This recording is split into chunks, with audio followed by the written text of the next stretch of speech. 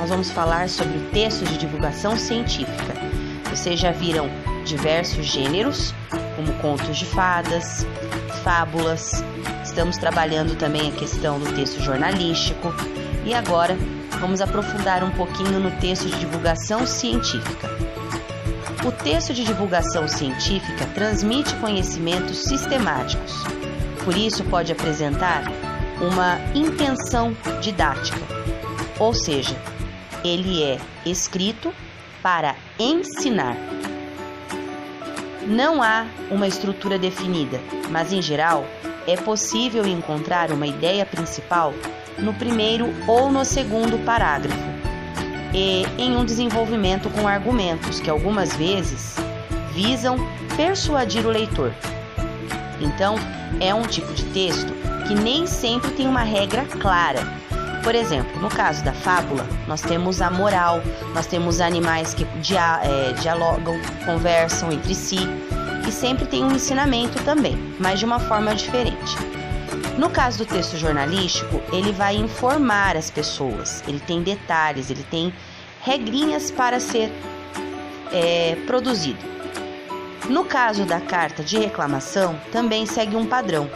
Só que o texto de divulgação científica ele não tem uma norma específica, a não ser que podemos considerar o seguinte: o texto de divulgação científica ele necessita, de argumentos que são baseados em pesquisas e dados. Mas como ele vai ser colocado depende do autor. A linguagem é precisa e objetiva, ou seja, não faz rodeios. O autor apoia seus argumentos em provas, teses e dados estatísticos.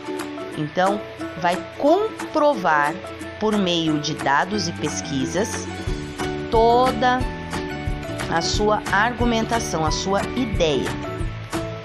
Ele é destinado aos seguintes leitores: quem costuma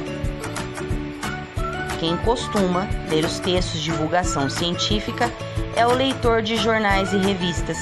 Seu grau de conhecimento sobre as questões abordadas vai variar bastante, porque esse é um público heterogêneo, ou seja, pode incluir desde crianças até adultos e adolescentes. Quando você, por exemplo, quer saber alguma curiosidade, normalmente você recorre a textos científicos. O texto de divulgação científica. Agora nós vamos ter 2 exemplos para irmos para a atividade. O primeiro texto: o caramujo e a manifestação de doenças. O caramujo gigante africano, infectado por Angiospergillus, treinei tanto essa palavra, pode contribuir para a disseminação de 2 doenças causadas por esse verme: a angiostrongiliase abdominal e a meningoencefalite cocifólica. Consegui falar. A comprovação foi obtida a partir do estudo feito em parceria entre a Universidade Estadual Paulista, a Unesp São Vicente e o Centro de Pesquisas René Rachot, Fundação da Oswaldo Cruz, em Belo Horizonte. Então nós temos um texto que fala aí sobre a questão do caramujo e as manifestações de doenças causadas por esse animalzinho. Esqueci, isso aqui não é um livro. Golfinho. Todo mundo pensa que o golfinho é um peixe, mas não é. Ele é um mamífero, assim como a baleia. Vive nos oceanos e mares de todo o mundo, perto ou longe dos continentes. No Brasil, pode ser visto ao longo de todo o litoral do Nordeste ao Rio Grande do Sul. Sua alimentação consiste principalmente de peixes e lulas. Mede de 1,5 m a 3 metros e meio, de comprimento, e pode pesar até 110 kg. O período de gestação é de 10 a 11 meses.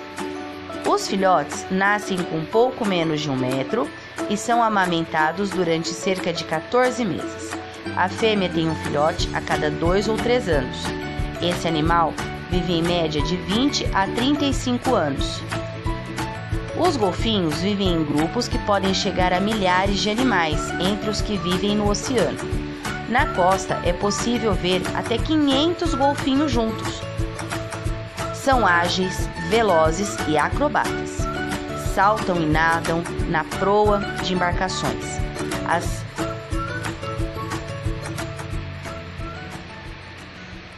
As vocalizações incluem vários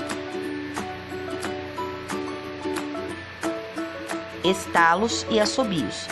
Sabe-se que o golfinho comum pode mergulhar até 280 metros, ficando embaixo d'água por cerca de 8 minutos. Depois ele tem de subir para respirar. Bom, nós temos 2 textos de divulgação científica. Um, vocês podem perceber que é um pouquinho mais curtinho, né? E o outro é um pouquinho mais longo. Lembra?